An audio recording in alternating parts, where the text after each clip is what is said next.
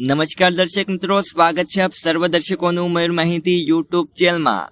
તો દર્શક મિત્રો, હાલના સમયમાં કેન્દ્ર સરકારના એક નિર્ણયથી ખેડૂતોને રાતા પાણી રડવાનો વારો આવ્યો છે।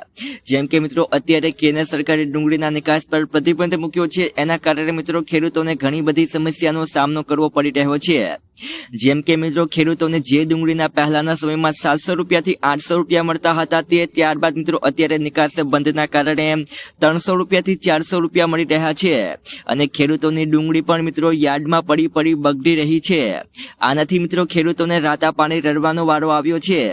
અને આના જ કારણે મિત્રો કોંગ્રેસ તરફથી પણ મિત્રો મોટું નિવેદન સામે આવ્યું છે।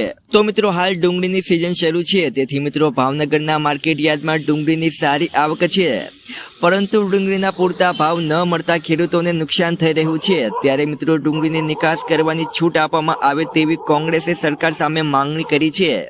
અને જો આગામી 6 દિવસમાં ડુંગળીની નિકાસની છૂટ આપવામાં નહીં આવે તો ભાવનગર જિલ્લા કોંગ્રેસ દ્વારા ગાંધી ચિંતા માર્ગે આંદોલન છેડવામાં આવશે તેવી ચીમકી આપવામાં આવી છે।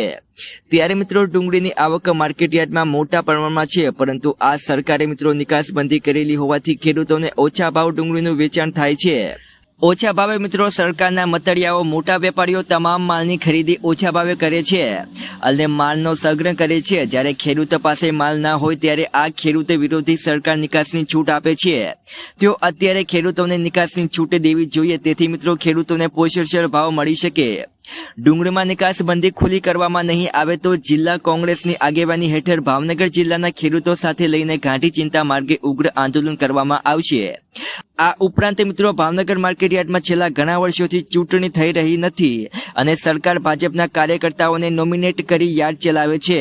નાના વેપારીઓને પણ ખૂબ જ મુશ્કેલી હોય છે, તેઓ પણ કોઈ ઉકેલ આવતો નથી। આ બંને બાબતો યોગ્ય પગલાં લેવામાં ભાવનગર કોંગ્રેસના પ્રમુખે માંગણી કરી છે, અને જો મિત્રો આ માંગણી સ્વીકારવામાં નહીં આવે તો આગામીના 6 દિવસમાં મિત્રો ભાવનગરમાં મિત્રો આંદોલન પણ થઈ શકે છે।